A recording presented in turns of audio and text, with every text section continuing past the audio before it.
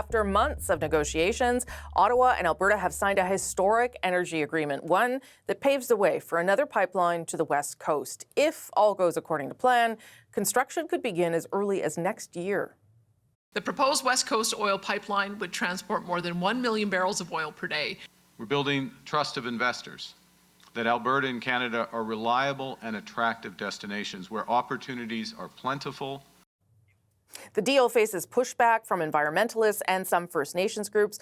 British Columbia's premier also still not on board with this idea, and Alberta still doesn't have a private sector proponent willing to fund the pipeline, though many in the energy industry and the premier herself are confident that will happen. I spoke to the Minister of Intergovernmental Affairs, Dominic LeBlanc, about the political implications of the deal and what comes next. Minister LeBlanc, nice to see you again. Good morning, Rosemary. I've got lots of questions because this is a big deal and there's lots in it. I'll start with the industrial carbon price. So the effective price is going to be $130 by 2040. The headline price $140. What was not clear to me is whether this industrial carbon pricing now applies right across the country. Do you know? Well, obviously, once we have this agreement in place with Alberta, we would be prepared to discuss with other provinces these sort of arrangements. But this is a deal with respect to Alberta. But in our federation, we're always looking at ways to actually strengthen the efficacy of these measures. Sure. So we expect that provinces will want to talk to us about that, and we're obviously open to that. The Climate Institute said even before this that Canada was not on track to meet any of its climate goals, 2035 or net zero by 2050. We asked for modeling of where emissions would be because of this agreement, and we're not provided any. Do you have any understanding of where Canada will be with its commitments?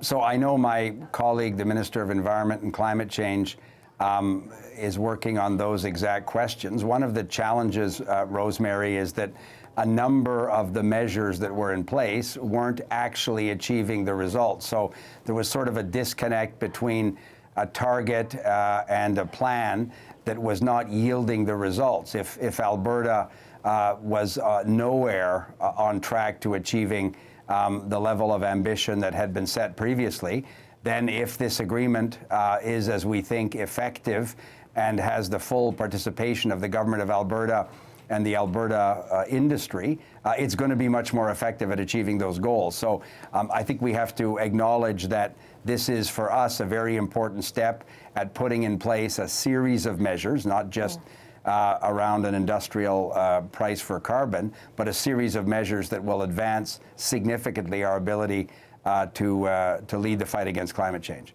Okay, let me ask some of the things around what may get Canada to another pipeline or Alberta to another pipeline. The Pathways project, the pipeline is still, from what I understand, contingent on Pathways. But I'm not clear on whether it has to happen at the same time as the pipeline, whether it has to start with the pipeline. Can you give me a sense of how that has to unfold? So you're right. It is contingent. These two projects, if ultimately they go ahead, would go ahead together. So the idea that the government would consider the approval of a potential pipeline without a clear line of sight on the carbon capture and storage Pathways project also going into place is self-evident. We've been clear about that from the beginning. We're confident now, as is the government of Alberta, that the Pathways Alliance, the group of energy producers in Alberta, are able to advance in a very significant way quickly that project that has been on the shelf for a long time. It will have a massive reduction in terms of emissions once the Pathways project is in place. So we expect the two projects to go together. There is still also no private proponent for the pipeline. The Alberta government is sort of acting as the proponent and says it will have a proposal by the July 1st deadline. At what point do you need to see the private proponent in order to say, yes, we're going to go ahead with this?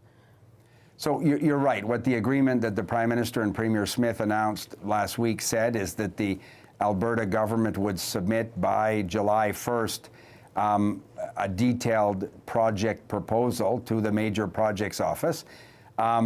then the Government of Canada will obviously look at the details of that proposal and will make a decision this fall whether it meets, in our view, the standard for a designation under the Building Canada Act, a project of national interest.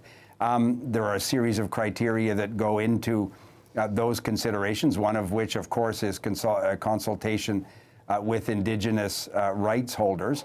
So all of that is very much part of this process. There are a number of steps that need to be done. And the Alberta government has said also that they are confident that there will be a private sector proponent that will come forward and advance the project. Yeah. But those will all be within the timelines that the Prime Minister and the Premier laid out, Rosemary. Does the pipeline have to be 100% privately owned? Because I'm sure you know your colleagues, both Minister Champagne and Minister Hodgson, have said that it is possible the Sovereign Wealth Fund could be used for a pipeline. So is there a scenario where it doesn't have to be 100% privately owned? Again, that's all quite hypothetical. We need to see the precise project that Alberta will deliver to the Government of Canada by July 1st.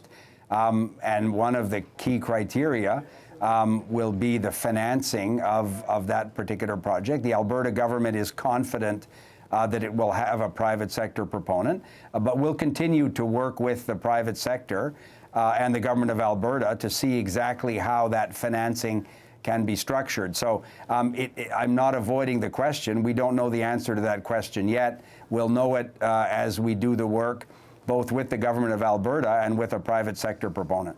You're obviously the Minister of Intergovernmental Affairs, which also deals with things like national unity. How much is the prospect of an Alberta referendum, which would also be in October, the same deadline that you have for designating this a project, a national project, how much of that is factoring into the idea that this is important to do right now, to make sure that separatists in that province feel that the country is working? It's always important, Rosemary, and you said it properly. I'm the Minister of Intergovernmental Affairs, so one of the main responsibilities I have is to ensure that our federation works well in the interests of all Canadians and every region of the country. The Alberta economy and the natural resource economy of Western Canada is important to the whole country. I come from Atlantic Canada, Rosemary. An awful lot of people are earning a living and benefiting economically in my part of the country from the resource economy in the West. So the whole country has an interest in a growing, competitive economy in Alberta. I'm very confident that we can show Albertans and other Canadians that the Government of Canada is working with provincial and territorial governments to make the Federation work. And we were elected, Rosemary, as you will remember, on a platform to build big projects, to diversify our trading partners, to attract record levels of investment in major projects in the Canadian economy. So all of this is entirely within that wheelhouse. Sure. And if it has the added benefit of showing Albertans that the Government of Canada is interested in the economic success of Alberta, then that's just an added benefit for the whole country.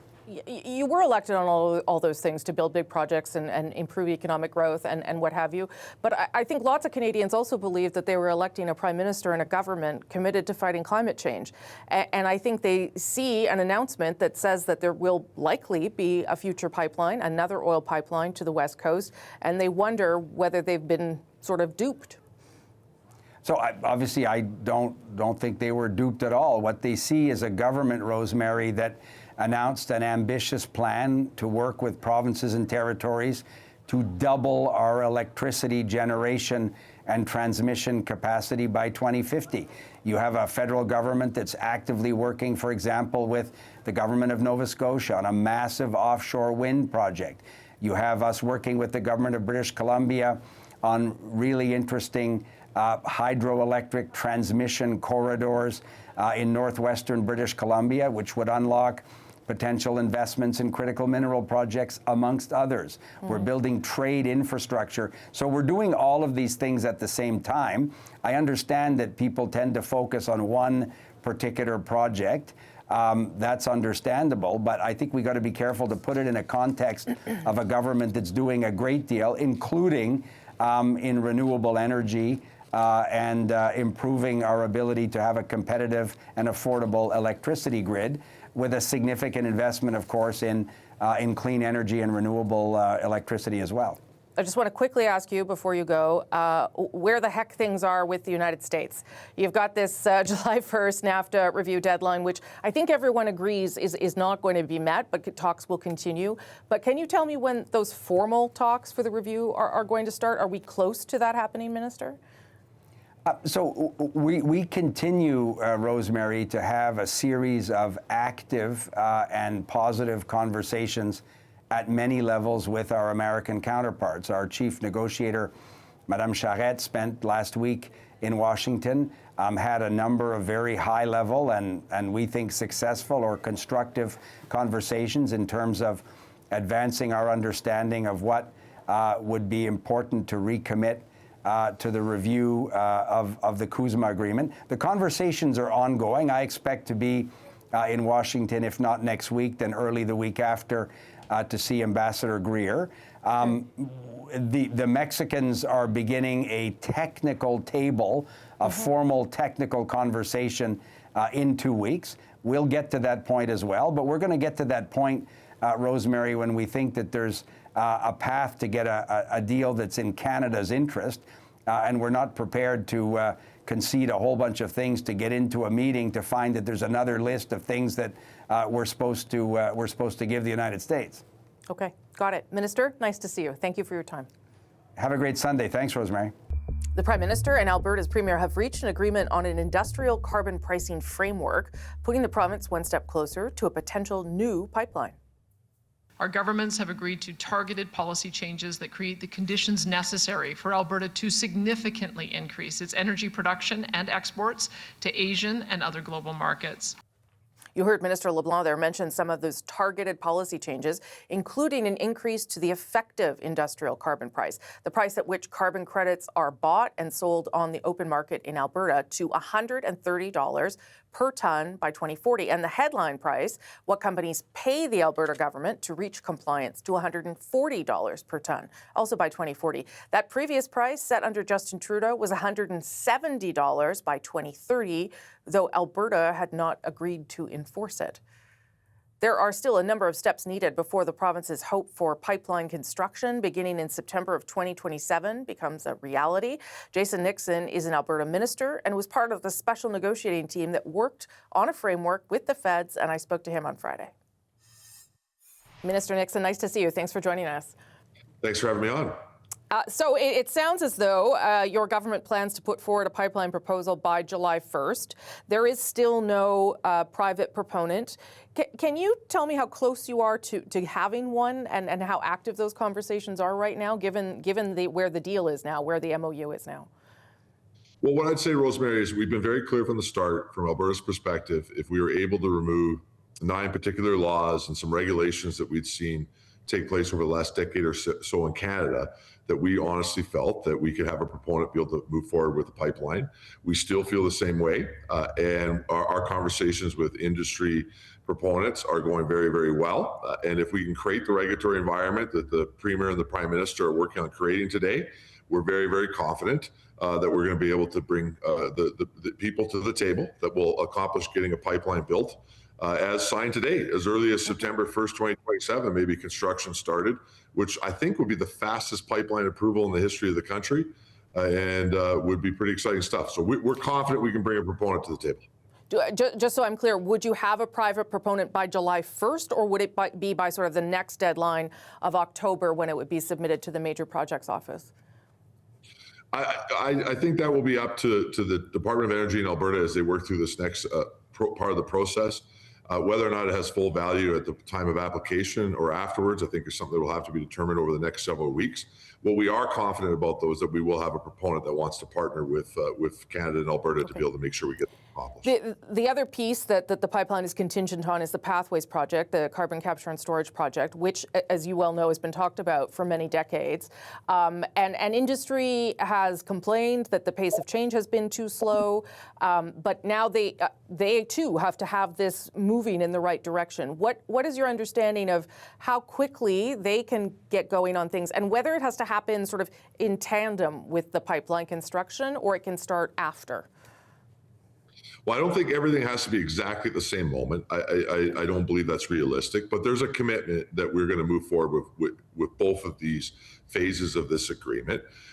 We're hearing from industry that they believe they can accomplish it. There's obviously going to continue to be hurdles along the way as we make sure that we get this done. But at the end of the day, we're very confident that we're going to be able to get work done on both, which ultimately get success towards an agreement, or this agreement being able to be implemented in our country. So, some people look at the agreement reached between Alberta and Ottawa and see a lot of concessions made by the federal government, but it's not as clear what Alberta had to compromise. Could you name a couple of things that the province has had to dial down in order to reach an agreement with the federal government? Well, I think pathways is one of them. The fact that we're committed to working on pathways with the federal government and moving carbon capture forward in a significant way to meet some of the ambitions of the federal government when it comes to emissions is a pretty major move by the province. We've also committed to significant reductions on emissions previously as we led into this process. But in particular, today, we signed an agreement with the federal government that we would be accepting of $130 a ton for the industrial carbon price. Alberta would like that to be significantly lower. We recognize, though, that the federal government has the right to set that floor, and that was a big part of this agreement. And so we're willing to come up in price, though I will point out it was down significantly from Justin Trudeau's era, but that's a big compromise on behalf of the province of Alberta. And what does that change, Minister, for industry? Because there might still be criticism that there's any price at all, to your point. So what does it change for industry to know that by 2040 they have to have that effective price of $130 a ton? For our industry, it's a good thing because they're going to have stability. They can make plans for where they want to invest and how the impact of the carbon price, the industrial carbon price, will impact those investments. It's a big deal for industry that we're not going to go to the original full price, which would saves industry about $250 billion by us going down to $130 by 2040. But this does provide a significant stability for the industry to make decisions, but it will require a higher payment on carbon pricing for our industrial industry inside our province. And that is a compromise by the Alberta government. That's us accepting some water in our wine in line with the federal government to be able to make sure we can accomplish our joint objectives. Do you, obviously this is happening against the backdrop of the separatist movement and the possible referendum in the fall. I wonder whether you think what we've seen this week will change anything, whether it will influence people who still believe that Alberta should not be part of Canada. Well, look, there's a lot of people in Alberta who are still going to be skeptical, and they're going to want to see proof that this actually works. So there'll be excitement today for those that are concerned about the economic impacts of some of our relationship with the federal government over the last decade or so, that will see this as a big step forward. But for many others, they're just going to want to maybe trust but verify, which I hope is what we see take place. But it's going to take longer than just this to prove to Albertans who are feeling frustrated that Canada can work. But this is a big step in the right direction. As the Premier has been saying to our province, she believes that she could work with this Prime Minister to accomplish things that benefit both Canada and Alberta. This is a great example of that today. And now it's going to be a responsibility of our government to be able to go out and show Albertans why this will benefit them and why we think that a strong Alberta in a united Canada is the best way forward. I don't say to you, though, Rosemary, that all that's going to go away overnight. It took a decade for us to get to this situation, but this is a step in the right direction to be able to have that conversation with Albertans of why Canada can work. Lots of obstacles have been overcome, but there are still, lots that you're going to be facing, I think, namely of concerns from the BC government, obviously, about the pipeline, and some First Nations coastal communities concerned about where the pipeline would run. What has to be done now on those fronts, Minister, to try and overcome those really significant hurdles, I would suggest? Well, First Nation consultation is a challenge. It is a challenge on any project like this. Alberta, we have a lot of experience with doing good First Nation consultation on energy projects. We're already working very hard in BC with nations that could be along a particular route to start that process. We will be taking it very, very seriously, and we're confident in our approach. We want to make sure that First Nations in both BC and Alberta benefit from this potential project, and we'll take the time to go through those steps, but we're confident that we can accomplish it in the coming months. As we've always said, if we can get a regulatory regime that allows our industry to do the job, we were confident in our ability to be able to make sure that we can go through that process, including consultation with First Nations. And we're excited now to get started with that and then stop fighting about old bad laws. With those out of the way now, we can all get to work. And in the end, I believe everybody will see that this not only benefits Alberta, it benefits BC, and it benefits Canadians as a whole. Okay. Minister Jason Nixon, thank you for making the time for us. We appreciate it. Thanks for having me on, Rosemary.